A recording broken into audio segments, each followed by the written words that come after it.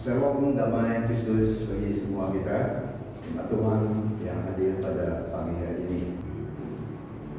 Dalam 1 Korintus 11, 23 sampai 34 kita baca pada pagi hari ini. Kita baca dari 23 sampai 34. Kita akan melihat makna dan pentingnya dan artinya perjamuan kudus. 1 Korintus 11 dari ayat 23 sampai 34. Sebab apa yang telah kutuliskan kepadamu telah aku terima dari Tuhan, yaitu bahwa Tuhan Yesus pada malam waktu Ia diserahkan mengambil roti, dan sesudah itu Ia mengucap syukur atasnya. Saya baca di dalam FVB dulu. Perjamuan Tuhan. Saya ulangi teks kita dalam 1 Korintus dari 23 sampai 34. Aku telah menerima dari Tuhan apa yang telah kusampaikan kepadamu, bahwa pada malam Dia dikhianati, Tuhan Yesus telah mengambil roti, dan selepas mengucap syukur, Dia telah memecah-mecahkan roti itu lalu berkata, "Ambil dan makanlah, inilah tubuhku yang diserahkan untukmu. Lakukanlah ini sebagai peringatan kepadaku." Demikian juga sesudah makan, Dia mengambil cawan itu sambil berkata, "Cawan ini perjanjian baru dengan darahku. Setiap kali kamu meminumnya, lakukan ini sebagai peringatan kepadaku. Karena setiap kali kamu makan roti dan minum dari cawan dengan cara demikian, kamu memberitakan kematian Tuhan hingga kedatangannya. Jika sesiapa makan roti atau minum dari cawan Tuhan ini secara yang tidak wajar, dia akan menanggung dosa terhadap tubuh dan darah Tuhan. Hendaklah setiap orang memeriksa dirinya dan kemudian makan roti itu dan minum dari cawan itu. Karena jika seseorang memakannya dan meminumnya tanpa mengenal tubuh Tuhan, dia makan dan minum akan penghukuman kepada dirinya. Oleh sebab itu ada sebilangan besar yang lemah dan yang sakit dalam kalanganmu, malah ada yang meninggal dunia. Jika kita menghakimi diri kita, tidaklah kita dihakimi. Tetapi apabila kita dihakimi, kita dihukum oleh Tuhan, supaya kita insaf, agar kita tidak dibinasakan bersama-sama dunia. Oleh itu, saudara-saudaraku, apabila kamu berhimpun untuk makan, tunggulah satu sama lain sebelum bermula. Tetapi jika ada sesiapa yang lapar, makanlah dulu di rumah, supaya perhimpunanmu tidak mendatangkan hukuman. Hal-hal lain akan kuatur ketika aku datang. Ini surah Paulus kepada jemaat Tuhan di sidang Korintus. Nah, kita akan melihat the significant, maknanya perjamuan Tuhan, yaitu the past significant, yang masa yang telah berlalu, dan yang kedua present significant, masa yang sekarang. Pentingnya, artinya, maknanya pada masa sekarang, dan juga yang ketiga future significant, masa yang akan datang. Makna dan pentingnya pada masa yang akan datang.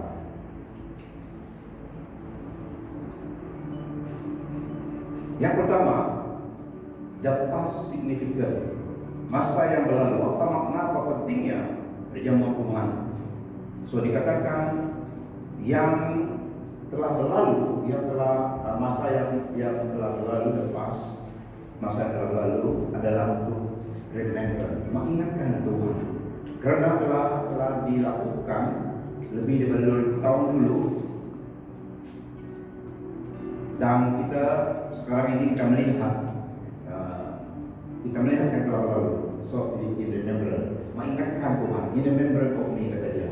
Memperingatkan penebusan kita yang Tuhan Yesus telah lakukan, penebusan kita yang Dia lakukan, menebus kita daripada dosa dan hukuman, menebus kita daripada dosa dan condemnation.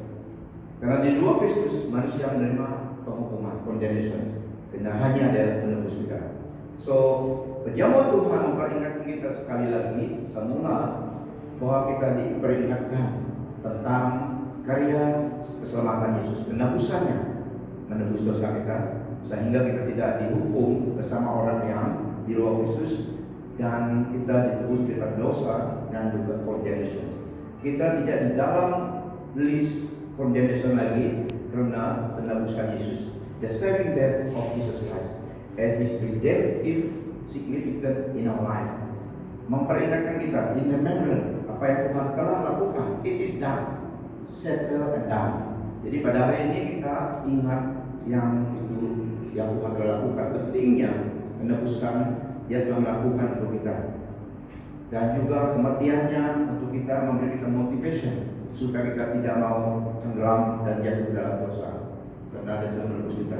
Betapa dia membayar harganya dosa kita. Kena upah dosa ialah maut, tapi pemberian Allah adalah hidup kekal, diberi cuma-cuma kena Yesus Kristus.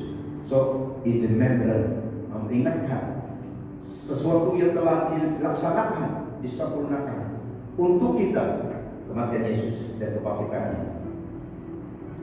Dan juga yang kedua tadi, memberi kita motivation supaya kita tidak mau tinggal dan berdosa terus-menerus. Dan yang ketiga adalah thanksgiving. Kita bersyukur, thanksgiving, karena apa yang Tuhan lakukan untuk kita. Kita sangat bersyukur. Or else kita condemn, or else kita adalah dalam kategori dalam list condemnation. Tapi Yesus datang menebus kita. So, perjamuan Tuhan memperingatkan kita tentang Tuhan, memberi kita motivation hidup dalam kebenaran Tuhan, tidak mau melupakan hati Tuhan. Dan yang ketiga adalah kita bersyukur, thanksgiving. Thanksgiving masa begini, kita ingat perjamuan Tuhan adalah thanksgiving for what Christ has done. Dalam kata Greek adalah thanksgiving itu Eucharistia. Thanksgiving, kita bersyukur. Dan elements yang akan kita ambil melambangkan, tapi makna dan pengertian yang penting, karena itu adalah melambangkan tubuh dan darah Yesus. So, a thanksgiving fellowship masa ini, Eucharistia. Thanksgiving untuk berkat dalam Yesus Kristus, keselamatan yang Allah lakukan available for us karena pengorbanan Yesus. So, a thanksgiving karena berkat-berkat keselamatan yang Allah made available, yang telah disediakan untuk kita karena Yesus Kristus menebus kita di kayu salib. So, itu yang the past, signifikan perjamuan Tuhan memperingatkan apa yang telah telah berlaku.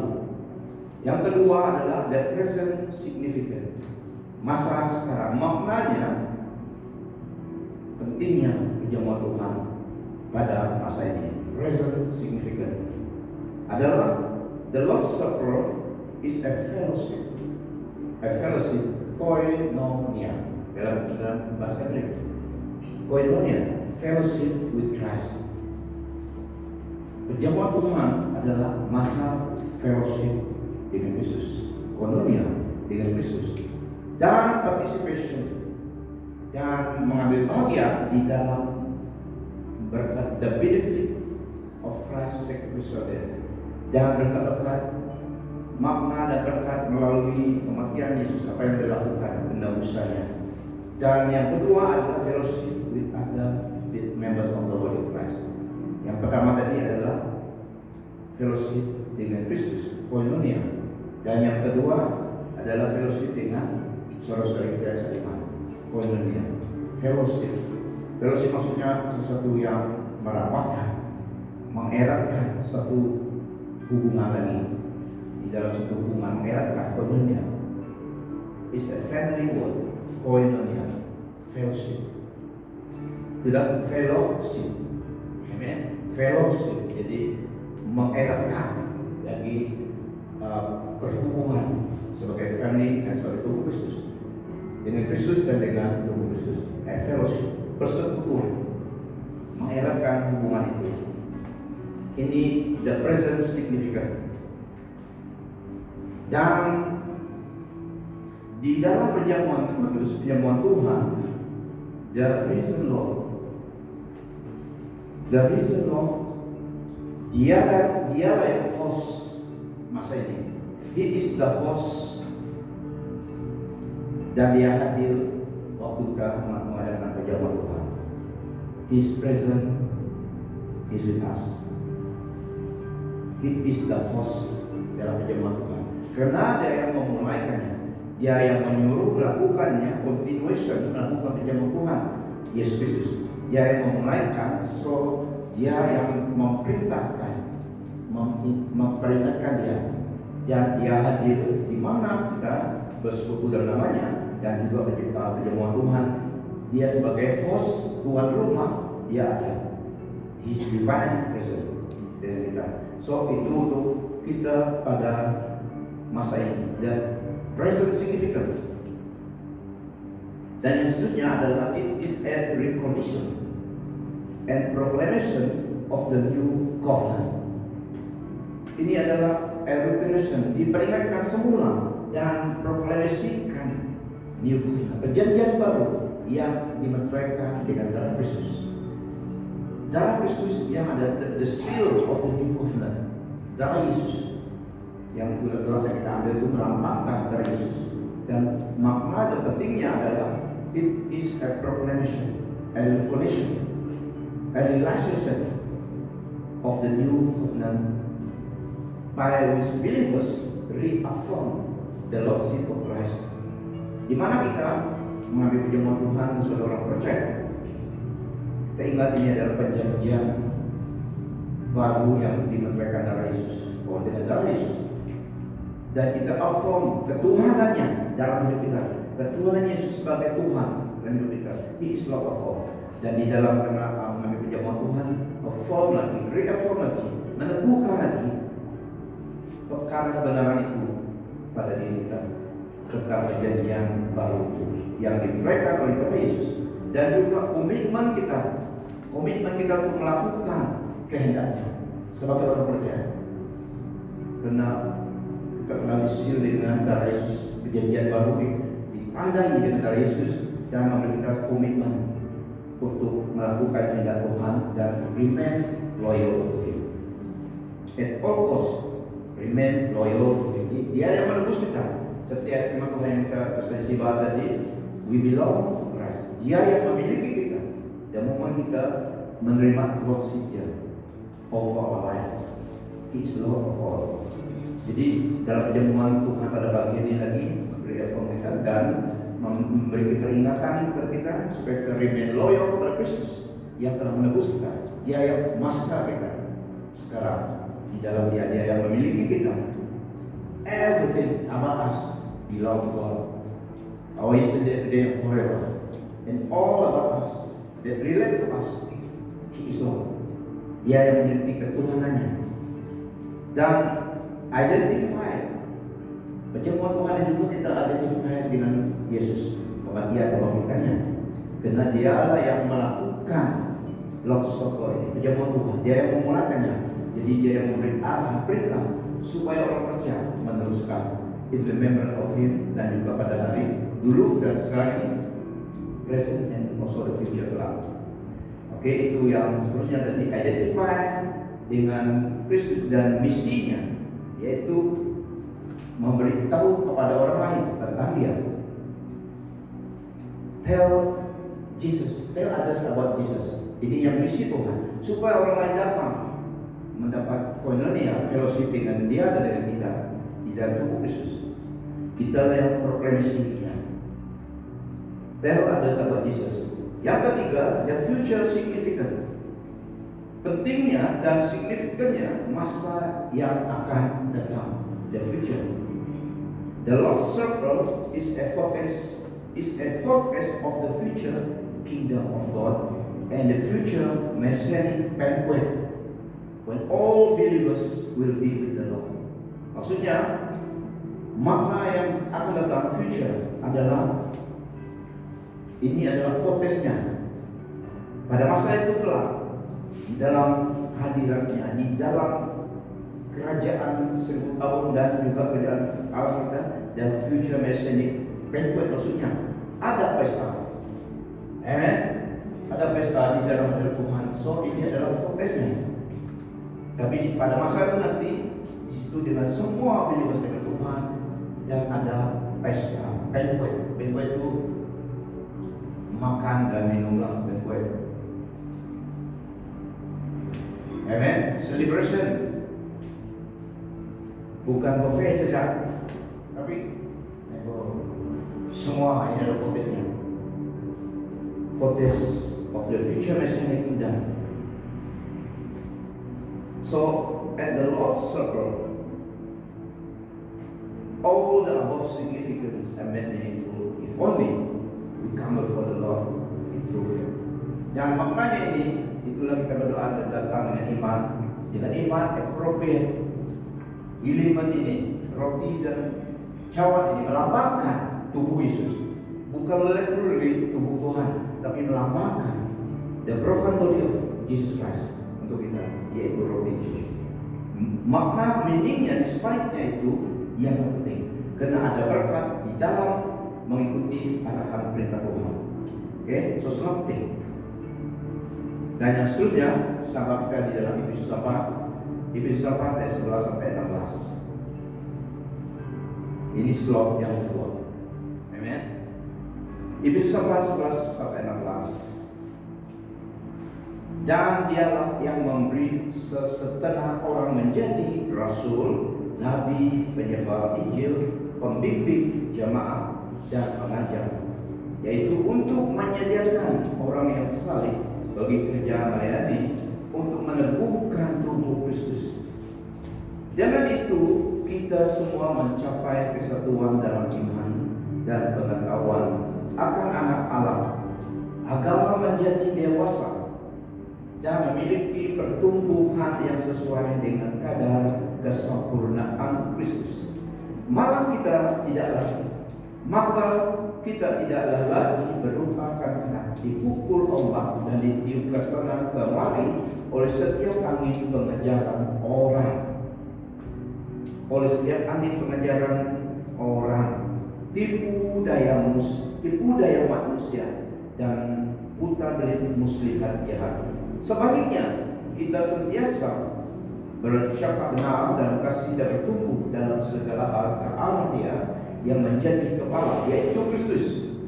Daripadanya seluruh tubuh yang dihubungkan dan dijalin erat oleh setiap sendi dalam kelengkapannya, manakala setiap bahagian menjalankan peranan masing-masing, bertumbuh untuk meneguhkan dirinya dalam kasih. Saya ulangi refresh yang pertama tadi, perjamuan Tuhan tadi. Firman Tuhan katakan ada yang sakit sehingga ada yang meninggal dunia juga. Maksudnya kita harus recognize dan maka mengerti pengertian perjamuan Tuhan. Meskipun itu roti melambangkan tubuh Tuhan, itu penting. Dan cawan itu melambangkan darahnya. Karena waktu Rasul Paulus menulis surat kepada sidang Korintus, mereka datang berkumpul karena mereka tidak mengerti. Mereka kira seperti makan-makan yang lain. Ada yang datang, ada yang belum datang, tapi yang datang itu ada yang sudah makan sekenyang. Yang datang itu ada yang memikirkan itu adalah fellowship, tapi mereka datang tengok. Ada yang tidak ada bawa makanan, mungkin di situ ada yang miskin juga. Dan karena itu adalah persekutuan orang percaya. Mereka datang tanpa bawa sepiring nasi makanan. Mereka datang situ, mereka lapar. Tengok yang lain sudah kenyang habis, bersih sudah piring. Sedang yang lain tidak ada, belum start lagi.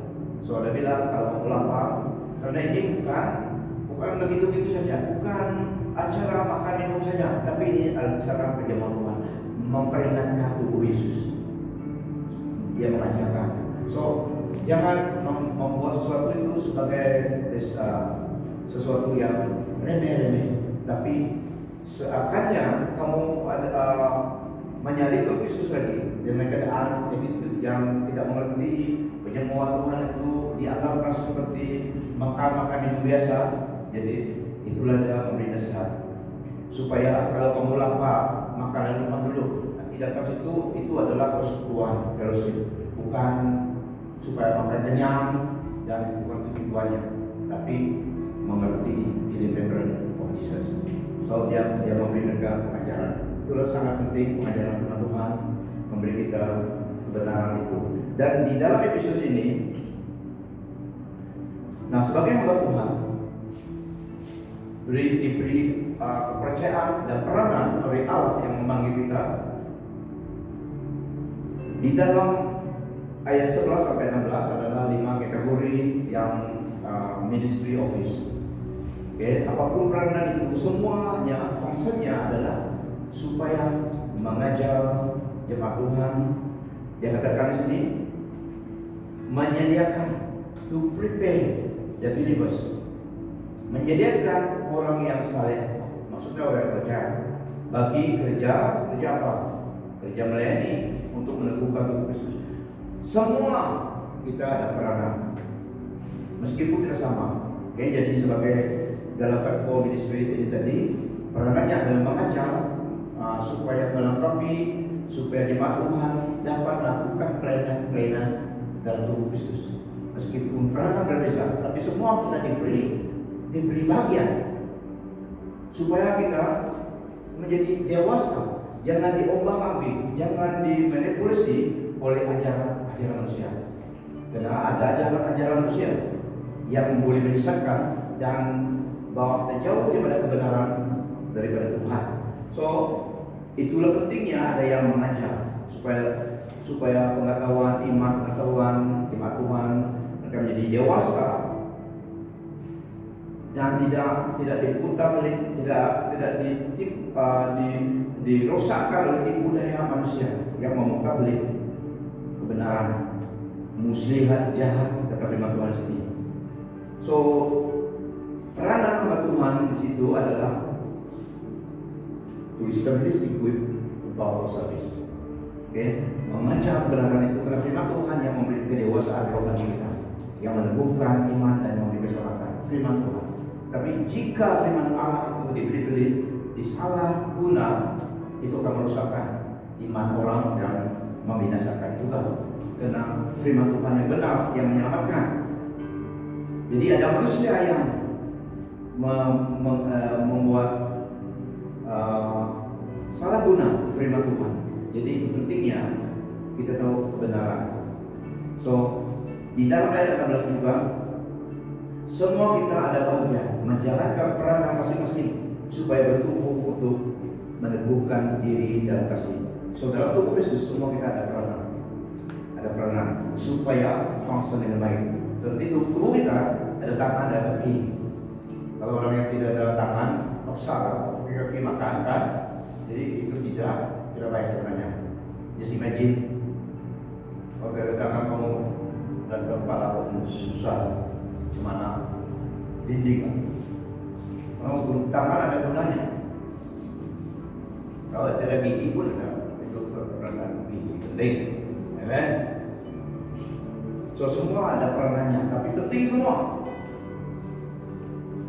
Dan penting mengenal kebenaran. So sebagai hamba Tuhan, panggilan saya adalah dikatakan to establish good power service, mengajar kebenaran, meneguhkan, mendorong dengan tidak kompromi, karena kebenaran itu yang menyelamatkan. Kebenaran firman Tuhan itu yang mendewasakan dan memberi keselamatan. Karena kebenaran firman Tuhan adalah kehendaknya direct people of Jesus Christ yang adalah juru selamat kita.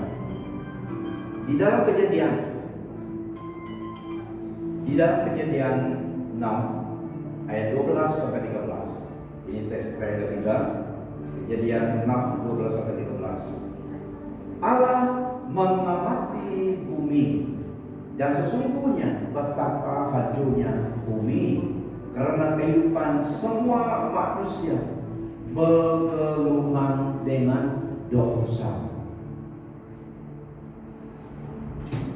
Maka berfirmanlah Allah kepada Nuh, aku telah menetapkan bahwa semua makhluk yang hidup mesti mati, karena bumi ini penuh dengan keganasan akibat perbuatan mereka.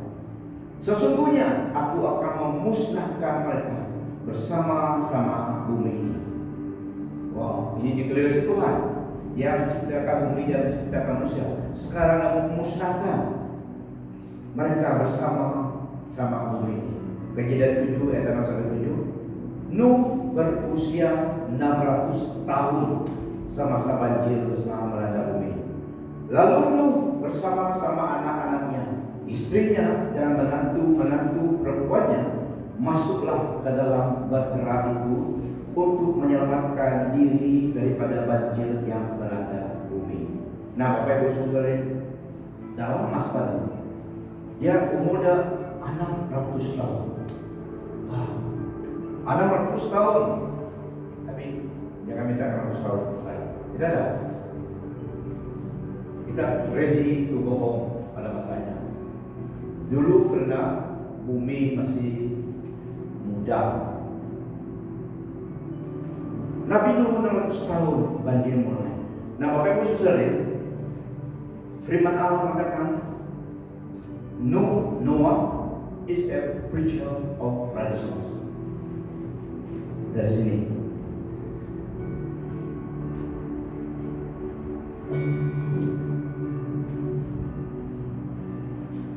dia adalah seorang yang mengenal Tuhan. Dan di dalam ayat ini dia berkata kepada Nuh, the Almighty God, Allah yang Maha Kuasa, spoke to Nuh. Maka berfirmanlah Allah kepada Nuh, aku telah menetap bahwa kesemua makhluk yang hidup mesti mati. Dia katakan semua makhluk yang hidup mesti mati. Karena bumi ini penuh dengan keganasan akibat perbuatan mereka. Sesungguhnya aku akan memusnahkan mereka bersama-sama bumi ini. Nah, Bapak Ibu Saudara, dalam firman Tuhan dalam study Bible, Nabi Nuh at least 100 tahun dia berkhotbah dengan cara yang masa itu, yaitu give warning. Dia memberi arah amarah, give warning kepada rakyat dalam dunia itu, masa generasi itu. 100 tahun, ada yang katakan 120 tahun. A preacher of righteousness, khotbah benar-benar. Tetapi kejahatan semakin sampai pada limitnya. Sehingga betul-betul pada limit, Allah bilang, enough is enough. Dia beritahu pada Nuh sebelum dia melakukan. Allah yang Maha Kuasa selalu communicate kepada hambanya. If we are sensitive enough, God will speak to us. Major event, dia akan kepada manusia. Dia tidak melakukan terus. Sebelum dia menghukum Sodom dan Gomora, dia jumpa Abraham on the way to Sodom dan Gomora. Tapi sebelum dia memusnahkan kota itu, dia komunikasi dengan Bapak Abraham. Sehingga Bapak Abraham bagian kalau 50, kalau 20, 30 sampai 10, sampai 5, 10. Dia ada orang benar di situ pada masa dinasti Abraham. Dia bagian, apakah kamu akan memusnahkan semua mereka? Jika ada 10 orang benar, untuk on the behalf of 10 orang, saya akan selamatkan kota itu. 10 pun tidak ada. Raka jahat. Dalam masa Nabi Nuh, Tuhan juga beri informasi kepada hambanya Nabi Nuh. Setelah label day and night, Nabi Nuh berkhotbah memberitahukan mereka of the coming wrath. Allah akan membanjiri bumi ini, selamatkan diri. Dia berkata, orang ketawa, What is the promise? Mana janji kedatangan Tuhan? Mana janji itu? What is the promise Yesus? Di langit cerah, tidak ada awan, cerahnya langit. Mereka menolak ya. Nabi Nuh 100 ataupun 120 tahun dia memberi warning melalui dia Allah supaya mereka bertobat dan kembali kepada Allah. Tidak, langsung tidak, sehingga Allah menetapkan, aku telah menetapkan akan musnahkan semua manusia bersama di bumi ini. 100 tahun bertobat kepada orang. Nabi Nuh, the end of the day, dia dapat selamatkan dirinya, istrinya, tapi istri Lot tidak selamat. Dia balik jadi yang garam. Dulu kamu makan ya, kalau kamu makan yang garam masih ada, tapi istri Nuh setia. Nuh is the fire, istri dia is the water. Nah, istri Lot lihat berikut Tuhan beri warning, tapi dia lihat Tuhan, dia looking back. Bisa nggak jadi yang garam? Pelajaran kita. Tapi istri Nuh, dia istri ada 3 anak lakinya dan menantu dia 3, 6, 8 saja. Lebar dia berkorban 100 tahun, 8 orang saya selamat. His own family. Apakah daya? Bukan salah Tuhan, bukan salah Nuh. Dia telah melakukan peranannya. So katakan dalam masa kita, itulah peranan hamba Tuhan, mendorong, menggalakkan, dan juga ada masa meneguhkan. So kamu offended, tidak, saya melakukan peranan saya juga. Meskipun mungkin ada kesalahpahaman, tapi tidak sengaja, tapi itulah yang benar kita menyampaikan firman Tuhan. Karena tanggung jawab, accountable before God, yang adalah employer kita, yang memanggil kita beri kepercayaan. So to grow, to establish, equip, empower, supaya semua jemaat Tuhan melakukan peranan menjadi dewasa. Orang mau menipu kita tahu, karena kita telah establish dalam kebenaran. Ini sangat penting. Dan juga peranan yang selanjutnya adalah prepare you ready for God. Prepare jemaat Tuhan ready to meet God in your life. Amen. Kita tahu saya pergi dulu, tapi tidak ada yang selamanya di sini. Kita pergi going home saja. When the mission is done, saya katakan kalau tugas saya siap, I'm ready to go. Boleh minum kopi dulu, pergi. Jangan lama-lama mau sini kalau tidak ada apa-apa. Bilang sama saya sih, when my job is done, I will home. Tapi semua kita begitu. So kita tidak tahu siapa yang pergi dulu, tapi inilah satu bagian hamba Tuhan, peran hamba Tuhan. Selain pada establish, equip, empower semua jemaat Tuhan, meneguhkan, melengkapi, dan juga empower. Supaya setiap kita orang percaya melayani Tuhan, supaya pada suatu hari kelak kita ada upah di tangan Tuhan. Amen. Jadi Tuhan adil, meskipun peranan kita berbeza, kita diberi peluang kesempatan dalam hidup ini untuk melayani Tuhan. Jika kita hidup 50 tahun, 60 tahun, 80 tahun, kita tetap melayani Tuhan. Pada suatu hari kelak kita akan menopang kita, karena no one can live on earth forever.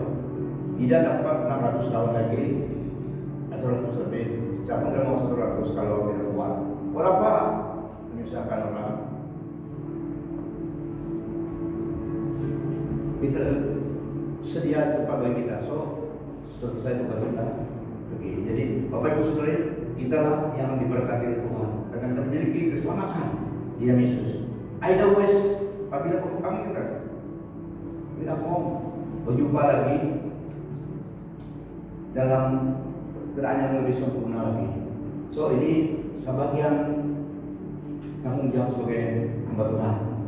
Oke, jadi pengertian tentang perjamuan Tuhan supaya kita mengerti dan maknanya, dan juga dalam era dan zaman kita supaya kita menggunakan kebenaran firman Tuhan supaya kita jangan dimanipulasikan. Stand your ground, teguh dalam iman, at all cost. Di antara orang yang tidak kenal Tuhan pun kita tetap berdiri mengaku Yesus adalah Tuhan kita, Juru Selamat kita, mengenal kebenaran. You